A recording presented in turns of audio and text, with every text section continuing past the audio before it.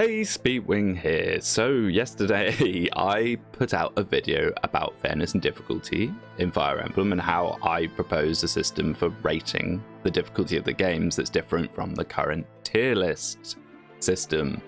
And wow, people really interacted with that. I was amazed at how many people were interested in such a thing.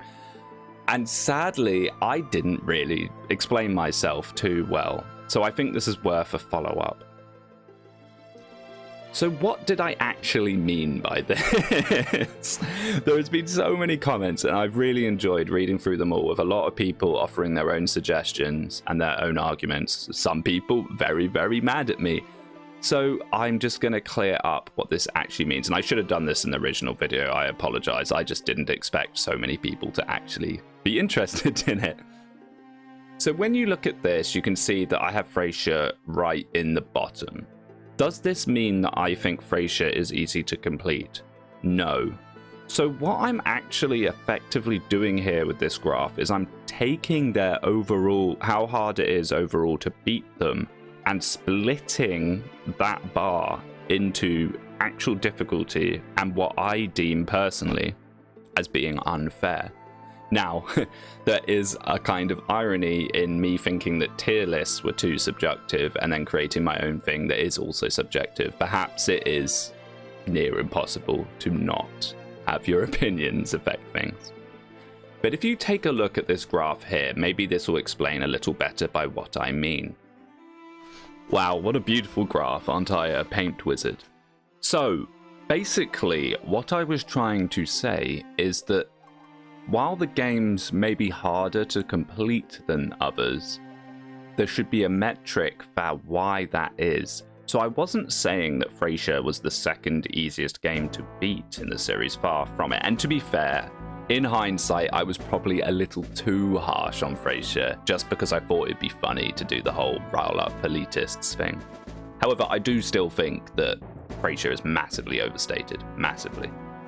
So what you can see here is that the green is what I would deem actual difficulty of the game, and the red is what I would deem as unfairness.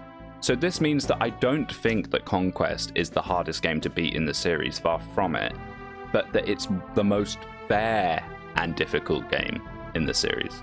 So if I had a gun pointed to my head and I had to choose a game out of Lunatic Plus or Conquest, which one I needed to complete first, I would still pick Conquest, despite the fact that Awakening is lower down on my difficulty graph.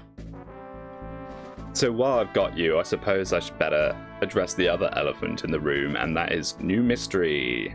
A lot of people pointed out that New Mystery has a lot of issues with it that can be attributed to the other games, and a lot of issues that I actually said were problems with the other games. The reason why I'm hesitant to change on this stance too much is Lunatic Reverse is just... it's so crazy. Basically, Lunatic Reverse is its own game mode. I did touch on this briefly in the other video. It sort of changes how Fire Emblem plays. It becomes a puzzle game, like I said, which means that some things like same turn reinforcements, enemy spam, things like that, it's not quite the same thing. You don't deal with it the same way as you might do in the other games. Lunatic Reverse very much is I'm planning each turn of this map, and then I'm going to execute each turn of this map in a certain way. I mean, I'm sure I'll get some Lunatic Reverse fans telling me no, that's not the case, and I just play on the fly because I'm a gaming god. But I would say in general terms, Lunatic Reverse, you basically have to plan out ahead of time what you're doing. So things like dealing with a lot of its bullshit, which in other games would just be a nightmare, is kind of the appeal of Lunatic Reverse. If you're already playing Lunatic Reverse, you're playing it to be playing against those sort of things. Whereas if you're playing, for example, I don't know, Free Houses, you're not playing Free Houses Maddening because you love same turn reinforcements and you love, you know, all the other bullshit it throws at you.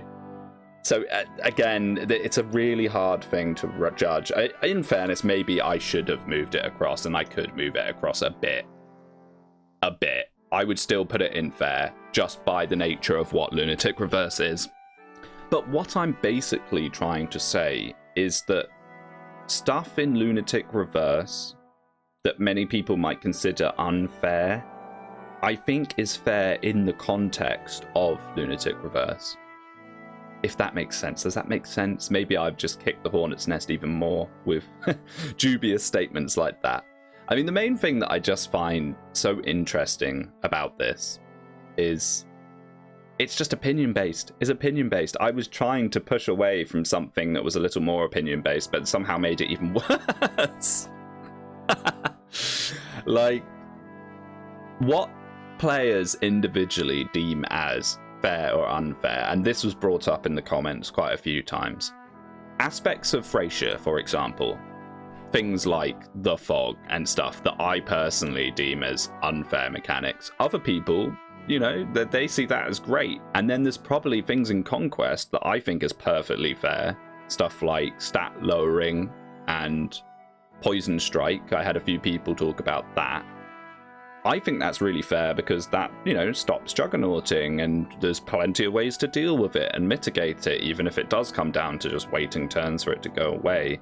You can always see it coming for the most part, you know. But other people just think, that's horrible and unfair. I want to push forwards. Why do I have to deal with that, you know? So it's all very subjective. It's all very subjective. I mean, I had some people mention that we should be pushing the graph into the Z-axis. We could go for like a 3D model graph, and that might be something that I play around with at some point. I think adding fun would be good. If we could add fun into the graph somehow, then it would start getting really crazy. But anyway, hopefully this has maybe cleared a little bit up. Probably not. But yeah, thank you. Thank you for watching. Catch you next time.